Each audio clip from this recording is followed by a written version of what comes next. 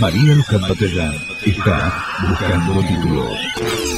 Luciana Ginsberg, que es la hija, ustedes recordarán, de una de las personas que más se la vio después de que volaran de la AMIA, ¿no? De ese brutal atentado que sufrimos todos, y justamente tenía su esposo fallecido en el atentado.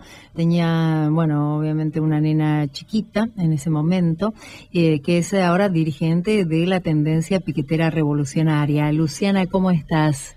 ¿Cómo estás, María Luján? Bueno, un placer tenerte acá. Y también estamos con Natalia Saralegui, que es miembro del encuentro Memoria, Verdad y Justicia y denunciante del Proyecto X y también dirigente de la tendencia piquetera revolucionaria.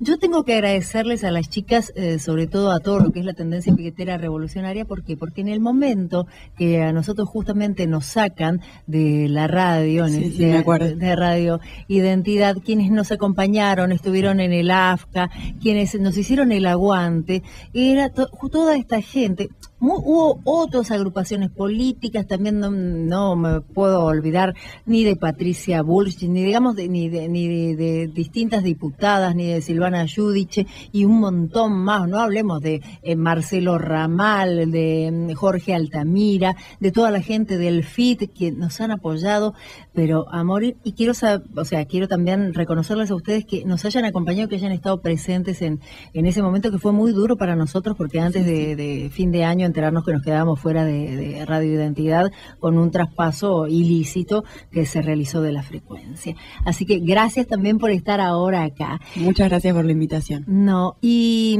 realmente es muy interesante en estos últimos días. Tengamos en cuenta que había una unidad de investigación que era la Fiscalía, que manejaba Nisman, que tenía que ver con la investigación de la AMIA, que se había destinado una fiscalía especial. Imagino que después del fallecimiento de Nisman, vos te habrás tenido una reacción como tuvo todo el mundo, ¿no?, respecto de esto que había sucedido. Sí, en realidad, obviamente el asesinato de Nisman nos sorprendió a todos.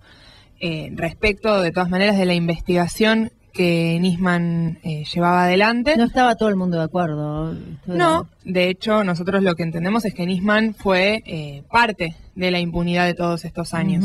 No quiero dejar de mencionar que a Nisman lo designan en el año 2006, de la mano de Néstor Kirchner y de Estiuso, justamente para ser el fiscal que lleve adelante la pista iraní. Y esto para nosotros es muy importante porque esta pista lo que hizo fue poner la causa AMIA al servicio de los intereses del imperialismo. Concretamente, ¿de dónde sale la supuesta evidencia de la pista iraní? De agentes de la CIA y del Mossad que le dan a Miguel Ángel Toma un informe, que después eso llega a Estiuso, y que a partir de ese informe se habrían encontrado las supuestas pruebas de que Irán es el responsable del atentado a la AMIA. Siempre es a la pista iraní. Y lo que nosotros entendemos es que esas pruebas de absoluta dudosa procedencia fueron puestas por Bush y por Olmert, es decir, por el imperialismo yanqui, por el Estado de Israel, para justamente usar la causa AMIA en función de una orientación belicista en Medio Oriente y sobre Irán. Entonces, lo que nosotros entendemos en realidad en función de esto es que, primero que nada, nosotros estamos en contra de cualquier manipulación y de cualquier utilización de la causa AMIA al servicio de los intereses del imperialismo, porque lo que nosotros queremos efectivamente es que haya justicia, y por eso lo que estamos planteando es la apertura de los archivos secretos, su entrega a una comisión investigadora independiente, la disolución de todos los servicios de inteligencia, y en función de esto es que nos vamos a estar movilizando el próximo 24 de marzo con estas consignas que adoptó incluso la propia marcha. Después Natalia también lo va a poder contar. Nos vamos a estar movilizando justamente con este planteo, y apoyamos también el proyecto de ley que presentó APEMIA, que va en el mismo sentido, es decir, tiene el planteo de la apertura de los archivos y de la comisión investigadora.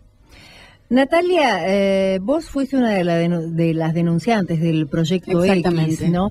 Y cuando estamos viendo que era un proyecto que me gustaría que se lo expliques a la gente, porque a veces no saben, ¿no? Cuando hablamos de estas cosas, ¿no? Que este arte que pareciera que tienen estos servicios de inteligencia, que me parece que sería un momento de por lo menos investigarlos y además de espiar a la gente las cosas que no son importantes también, ¿no? Porque las importantes nunca te las pueden anticipar, porque no pudieron anticipar ni la voladura de la embajada ni el atentado a la AMIA. Bueno, es muy importante lo que planteas porque yo creo que uno de los argumentos fuertes por los cuales nosotros decimos que hay una necesidad de que se disuelvan todos los aparatos de inteligencia es que jamás le han servido ni al país, ni a ningún trabajador, ni a ningún vecino, nunca le han solucionado, como escuchábamos recién, ni desde un corte de luz hasta la investigación del atentado de la AMIA. Es decir, son un aparato al servicio de las mafias, porque incluso también estamos cerca, ya pasó, pero estamos cerca del Día Internacional de la Mujer Trabajadora. Nosotros habíamos estado en contacto con Lorena Martins, hija de Martins, uno de los compañeros de Estiuso en la CIDE, agente de inteligencia y tratante, proxeneta, a cargo de la desaparición de mujeres también en democracia. Entonces, me parece que es muy importante lo que vos planteás porque nunca han servido para ayudar a ningún problema de los argentinos, de los que viven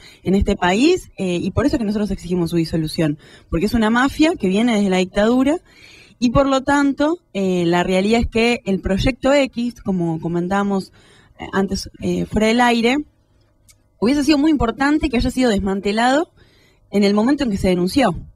Porque justamente son estas mafias las que operaron en contra de los luchadores y los militantes populares y salieron a la luz hace relativamente pocos años, cuando a partir de los cortes en la Panamericana que se habían realizado por los trabajadores de Kraft, salió a la luz que las pruebas volcadas en el juicio eran nada más y nada menos que pruebas ilegales, que habían sido obtenidas a partir de la infiltración ilegal en las movilizaciones a cargo de la Gendarmería y sin ningún tipo de orden judicial. Ya el último hecho fue uno que realmente era patético. Circense que se tira el gendarme arriba del auto de uno de los militantes. No, una cosa de loco. Impresionante. ¿Te acordás, Luis, que lo habíamos comentado? Fue en el caso de las manifestaciones de Lear. Exactamente.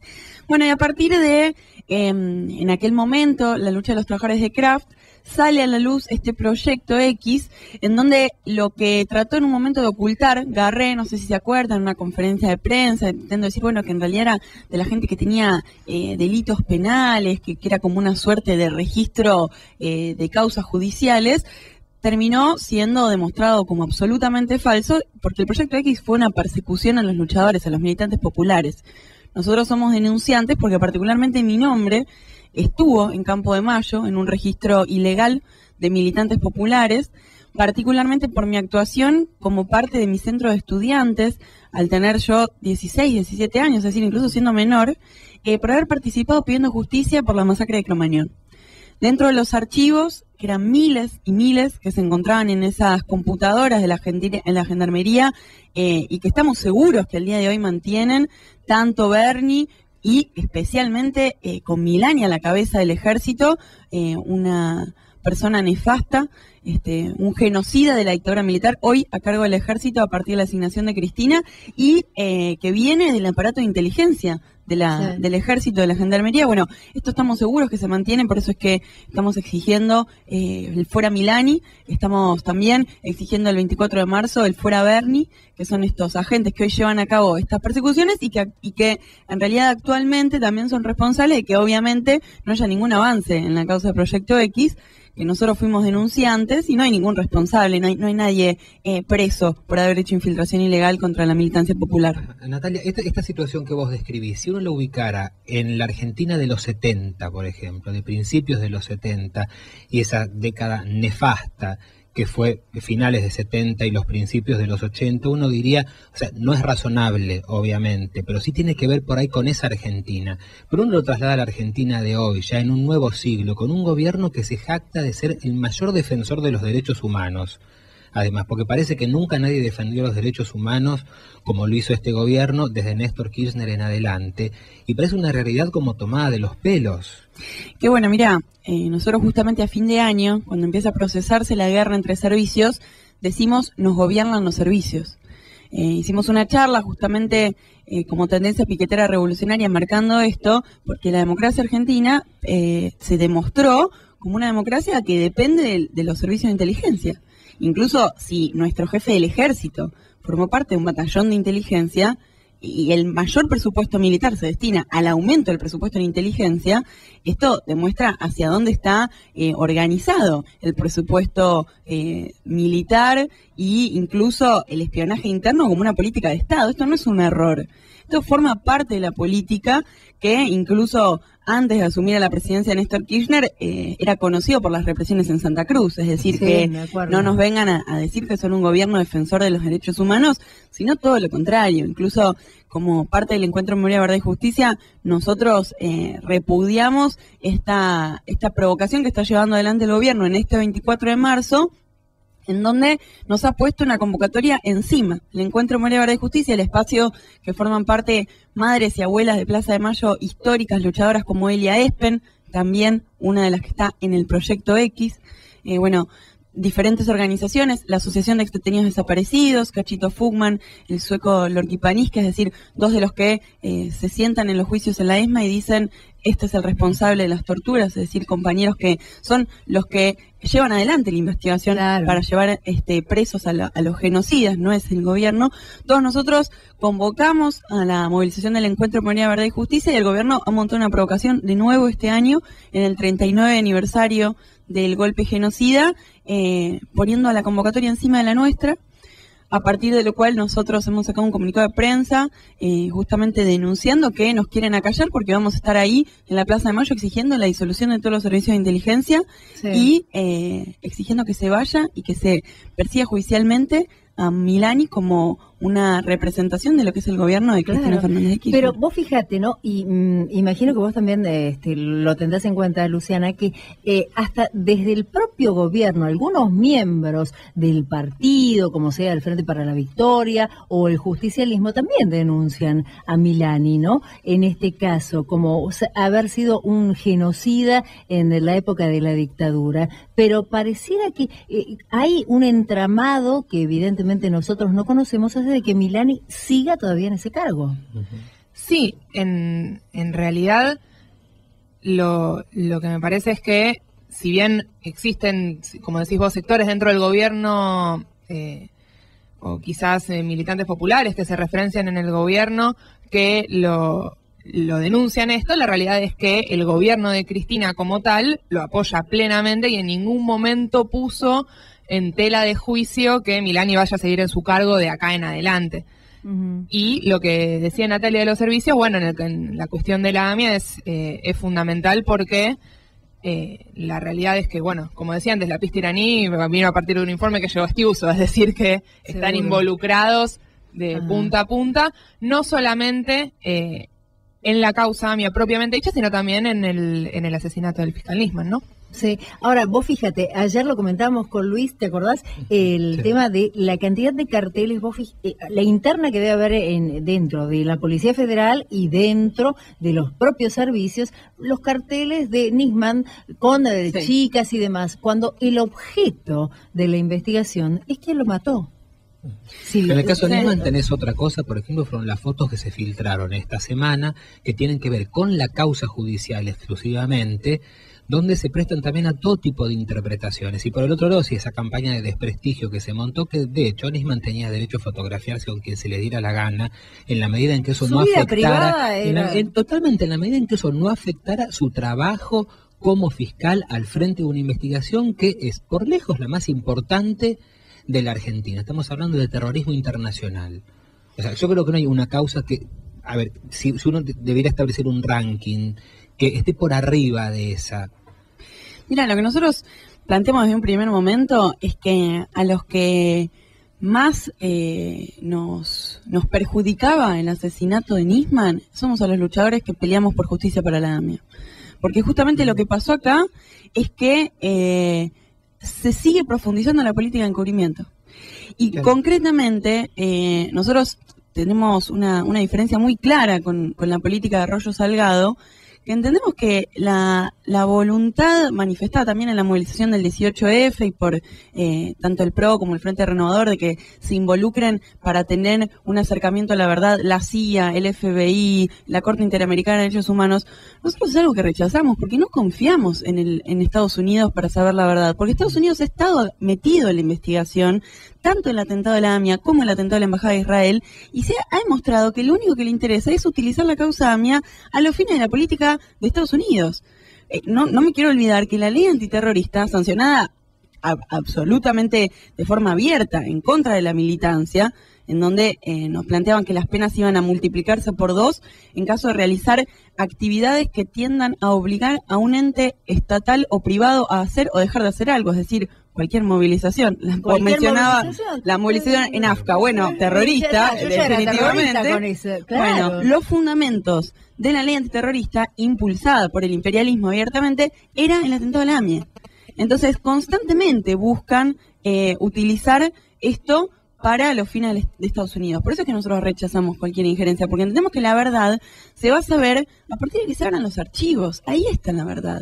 Sí. Por eso rechazamos la nueva ley que crea la Agencia Federal de Inteligencia, porque nosotros creemos... más bien, creo que la rechaza todo el mundo, porque ya sabemos que es más de lo mismo. Aparte, días atrás, cuando salió la revista Noticias, que pretendían encima ejercer censura previa porque iban a publicar los nombres de estos pánfilos de los militontos que están en la cámpora, viste que iban a tener un carguito en realidad para cobrar un sueldo, para escuchar pavadas, a ver lo que hablamos nosotros por teléfono, porque después la cosa importante, la cosa internacional, esa es la que no escuchan. Totalmente. Evidentemente. Incluso, con respecto a lo de la AFI, me parece que hay 2 cosas que son muy importantes de mencionar, que en primer lugar, que el propio articulado de la ley plantea que se mantiene tanto el presupuesto como el personal de la Secretaría de Inteligencia, es decir que se plantea que va a seguir funcionando de la misma forma que sigue funcionando la Secretaría de Inteligencia hasta ahora, y por otro lado también plantea la posibilidad de que haya pruebas que se destruyan directamente. Entonces, pruebas, quiero decir, archivos que estén... Claro. Obvio. Sí, archivos que están adentro de la agencia que pueden ser destruidos, es decir, que hasta da libertad para destruir pruebas que tal o cual gobierno considere que pueden perjudicarlo de tal o cual manera. Uh-huh. Y respecto de lo que planteaba Natalia de la injerencia del imperialismo, a mí me parece muy importante porque no se nos tiene que escapar que hace 1 mes y medio más o menos, es decir, poco tiempo después del asesinato de Nisman, se designa, después de 17 meses, un nuevo embajador norteamericano en la Argentina. Es decir, estuvimos 17 meses sin embajador y poquito tiempo después del asesinato de Nisman designan a Noah Mamet como embajador estadounidense en la Argentina. Y eso es importante porque va en la línea del reclamo que salió a hacer la oposición patronal, el PRO, Massa, etcétera, de el aumento de la injerencia imperialista en las causas AMIA y Nisman. Uh-huh. Y de más está decir que Mamet no se privó de reunirse con cuanto dirigente le pasó por al lado, justamente mostrando la voluntad también de Estados Unidos de profundizar su intervención en la Argentina, y en ese sentido nosotros nos movilizamos ya en 2 ocasiones a la embajada estadounidense, planteando la necesidad de que Noah Mamet se vaya de la Argentina, justamente porque rechazamos la intervención de Mamet en las causas AMIA y Nisman del imperialismo en general. Bueno, chicas, vamos a seguir hablando del tema, ahora nos vamos a ir a una pausa, y es muy contundente todo lo que ustedes dicen y muy claro, o sea, yo sigo cosechando amigos a la embajada de Estados Unidos no me van a invitar, no me venían invitando, y ahí tampoco. El cóctel del 4 de julio no te menos ahora. Así que después de las cosas que pongo en Twitter los 4 de julio, digo, hay algunos que se sienten de que es el día de su patria y demás también. Espero que me renueven la visa por si necesito viajar, pero bueno, en fin, vamos a ir a una pausa y seguimos cosechando amigos, ahora encima acompañada. María Luján Matellán está buscando títulos. 18:36 y estoy acompañada de Luciana Ginsberg, que es la hija de Laura Ginsberg. ¿Cuántas veces hemos estado a la puerta de tribunales en los momentos cuando acompañaba? Y yo en un momento también hasta viste, en esas charlas que mantenés en Twitter con algunas personas me decían, en un principio muchos íbamos a esas marchas que se hacían y demás acompañando estamos a las 9 menos cuarto, 9 menos 10 para acompañar ahí a la gente con el tema de AMIA, y después uno, se fue relajando y dejó que esto pasara y dejábamos de acompañar, y bueno, después esto se disolvió. Y decía, terminaba peleándome con uno de los que tuiteábamos, ¿no? Pero bien, con muy buena onda, decía, realmente yo dejé de ir, pues ya después me cansé, y después veía que tampoco había ningún avance, no era que conseguía un resultado, y uno se cansa. Entonces me decía, no abandones nunca la lucha porque se sepa realmente qué pasó con la AMIA, porque en definitiva si los familiares no la abandonan, vos no la abandones, y claro, y ahí era como fue un golpe, viste, que un sacudón, y me imagino que vos estarás todavía muy cerca. ¿Qué edad tenías cuando fue esto? 1 año y medio. 1 año y medio, claro. Sí. Terrible, ¿no? Haber perdido a tu papá en un atentado de esas características, y yo me acuerdo muchísimo porque tu mamá fue una gran luchadora que estuvo siempre al frente de esto, y me parece fantástico que vos sigas, ¿no? Sí, para mí también es muy importante porque yo a lo largo de toda mi vida vi pasar, vi la impunidad, es decir, viste, siempre estuvo presente en mi casa la pregunta de, ¿y quién fue? ¿Quién fue? Claro. Y la realidad es que si al día de hoy no estamos en condiciones de responder esa pregunta, me parece que sí hay interrogantes que están respondidos desde nuestra propia experiencia, que es la responsabilidad del Estado argentino. Vimos pasar distintos gobiernos, vimos pasar el gobierno de la Rúa de la UCR, el kirchnerismo, el gobierno de Duhalde, el gobierno de Macri con Fino Palacios, es decir, distintos partidos patronales que lo único que pudieron aportar a esto fue impunidad. Y en ese sentido, por eso también yo me involucré con el tema y demás, porque además de que me afecta personalmente, entiendo que la lucha contra la impunidad se va a dar desde el lado de los luchadores justamente, claro, y no del lado de los gobiernos, que ya han demostrado que lo único que tienen para dar y para ofrecer es impunidad, y por eso también nos estamos movilizando y participando de las distintas movilizaciones. Y Natalia Saralegui, que es miembro de Encuentro Memoria, Verdad y Justicia y denunciante del Proyecto X, también dirigente de la tendencia piquetera revolucionaria, las dos. Es importante no verlas, ¿no? Y viste qué bonitas que son las chicas. Y claro, y uno piensa en estos últimos momentos, porque estábamos charlando también, qué pasaba, ¿no? Con las chicas de la edad de ustedes, más chicas y demás, tan bonitas, con Matías Terreno, que estábamos hablando de compañeras de él también, de Facu y demás, de las compañeras de facultad.